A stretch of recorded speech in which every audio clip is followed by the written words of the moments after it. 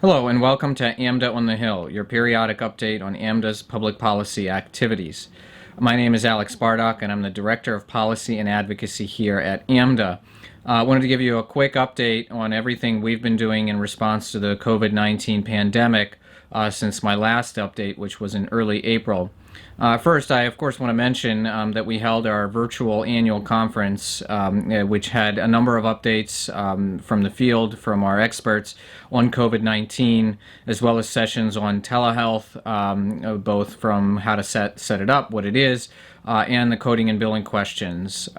If you attended the conference, just as a reminder, all of the recordings are available to you and they are free to access. If you did not attend, you could still access those, and please let us know and we could certainly help you. Second, I want to continue to update you on what we've been working on and what CMS and Congress has been working on in response to the pandemic. On my last update, I talked about CMS's what are called 1135 waivers. Those are waivers that allowed for telehealth visits, all CPT nursing facility codes to be billed via telehealth. In addition to that, since that point, CMS has also clarified a few other things. First, they clarified that the previous tasks, I should say, that were only delegated to a physician, such as, for example, an initial visit in a skilled nursing facility, can now be delegated to an advanced practice provider, a nurse practitioner, or physician assistant. That is, of course, a big development. Previously, the requirements were that a physician had to complete an initial visit, but with this blanket waiver, which was issued about a week or so ago, you can now delegate that task, including an initial visit, to an NP, and any other task that was only delegated to a physician to allow more for NPs. This is, of course, in response to a workforce challenge that I'll talk about in a little bit, but to provide continued flexibility. This is something new, and if you have questions about that, of course, please let us know, but this is a new item for you to track. In addition, I want to clarify, because we've gotten a lot of questions about this, whether or not CMS suspended the requirement for physician visits in general. No, what they've suspended is the requirement to see patients face-to-face, but the 30, 60, 90-day requirement still is there, but you can complete that again with an NP and via telehealth. So I think that should allow for flexibility in that regard. There are a number of documents we have provided you in our daily updates, and again, if you're not receiving our daily updates, that is how we're communicating with you. If you have not received those, please let us know, but we have provided links to all of these CMS documents on a daily basis, and of course they are also included on our COVID-19 page and on our telehealth page. Also, recognizing that there may be additional questions, that there are probably some concerns, some thoughts, some questions around all of this, how to tackle it. We're going to be hosting a webinar from our top experts, our coding experts, as well as our telehealth experts. We will be hosting that webinar on April 22nd at 7 p.m. Eastern. Of course, that is free for all AMDA members and our Practice Group Network members. So please register for that. It should answer a lot of questions. Of course, recognizing that you are probably extraordinarily busy dealing with what you have to be dealing with. Of course, it'll be recorded. It'll be available for you should you not be able to participate live. If you have questions that you would like our experts to answer, and you know you want the answer to them, please email me those questions. My email, of course, is below. And let me know ahead of time what you would like the panel to focus on, and make sure that we cover your questions, because that is our goal, essentially, is to support what you're doing. I want to move on from sort of this administrative waiver update into some other things. What are some of the hot topics that we have been talking about? Of course, we've continued to address the issue of hospital transfers of readiness during surges by skilled nursing facilities, and ensuring that post-acute and long-term care experts are at the table in their various states when plans for these types of things are being developed.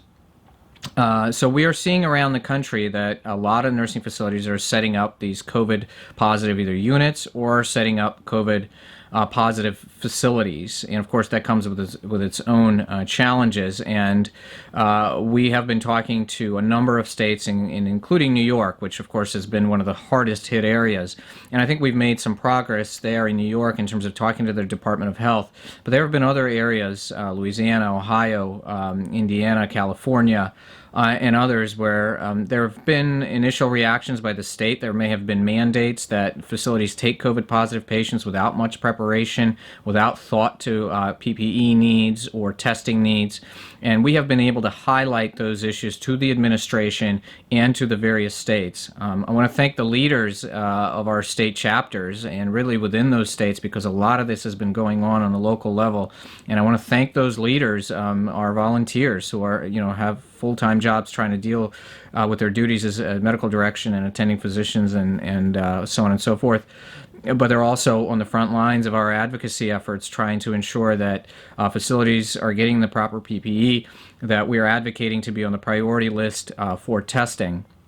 And with that, I want to mention that we have spoken to a few state societies. I know here in Maryland, of course, where I'm from, we have spoken to our state society about how to access PPE, how to get on the list to ensure that when supplies are there, that post-acute long-term care facilities are on the list to be distributed for PPE. And we've also mentioned this to the American Medical Association and others, because we hear dire stories from New York, and we don't want areas that have not been as hard hit that could potentially face similar surges to be in a similar position.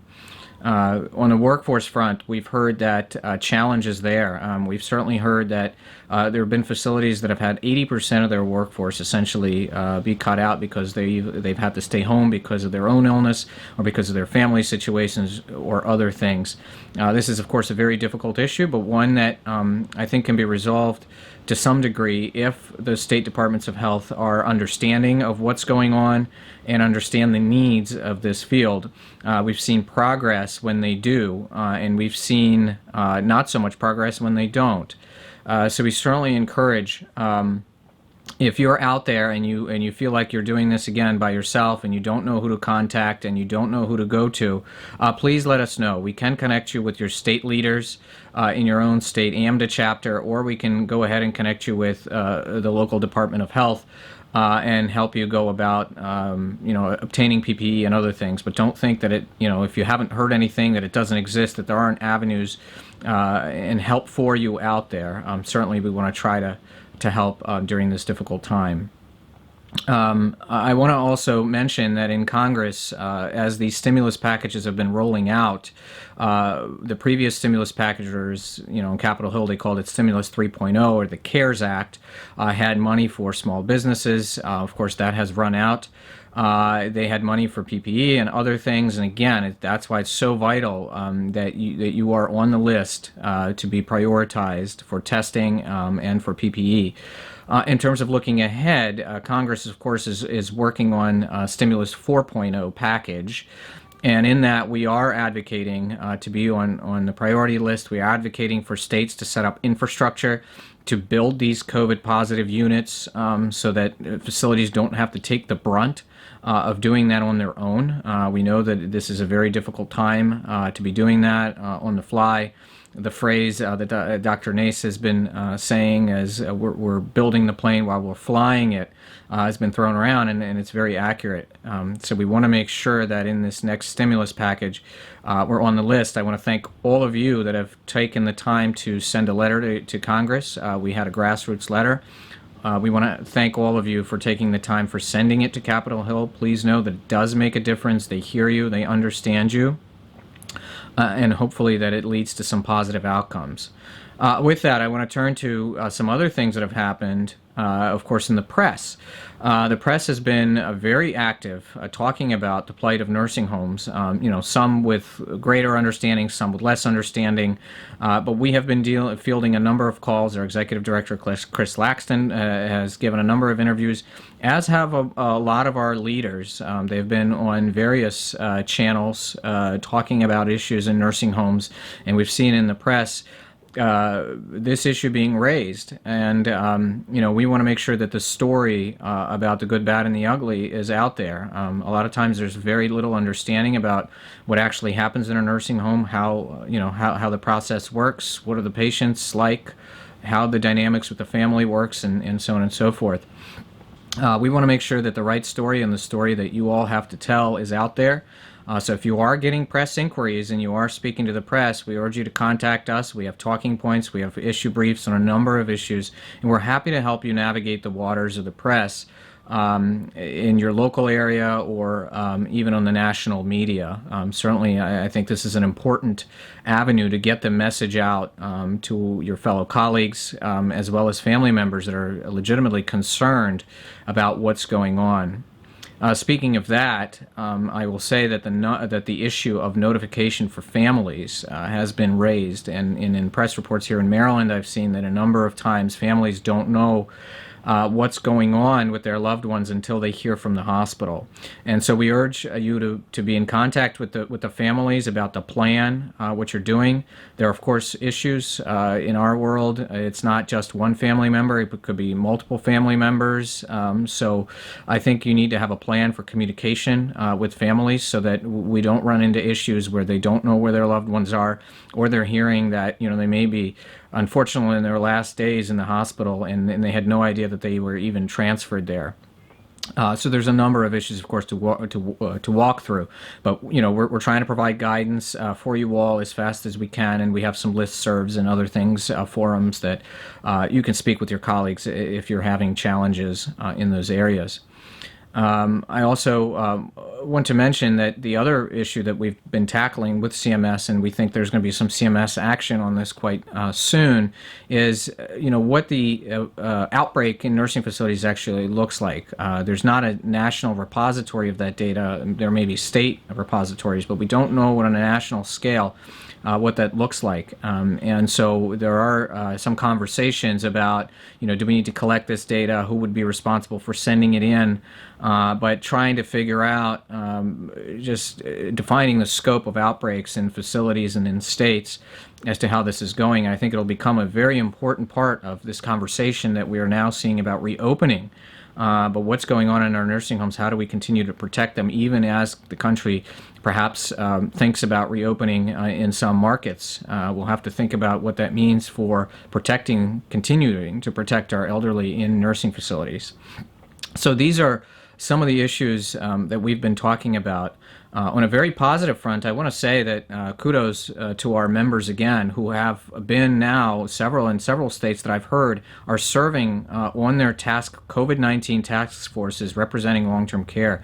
These are AMDA leaders who have been able to do that.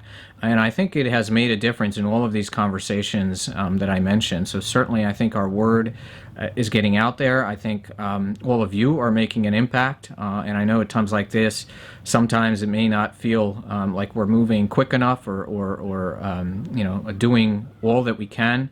But I think there have been some very positive stories in the midst of a very difficult time, and I think we've been able to move the needle in many instances in terms of protecting the elderly, as difficult as this has been, and as difficult as this has been for you all, and of course the families of the loved ones. So, I just want to say we will continue to advocate on your behalf. We will continue to hear your concerns, and we will continue to try to respond to them. Please continue to let us know what's going on in your state. It's extremely important. We continue to be in constant contact with CDC and CMS and Congress. So your input, your stories are extremely valuable to us, both on things you need, but also on the positive front. We've collected stories on the WeArePALTC hashtag, and a lot of positive stories that we've seen come out, and we want to continue to highlight that, particularly as the press focuses on this, and as we continue to try to recover and think about how things will look like in the future. So again, thank you all for what you're doing. Stay healthy, stay safe for yourself, for your residents, and again, thanks for all you're doing. And hopefully, if there's anything that I will need to update you on, I will do that as needed.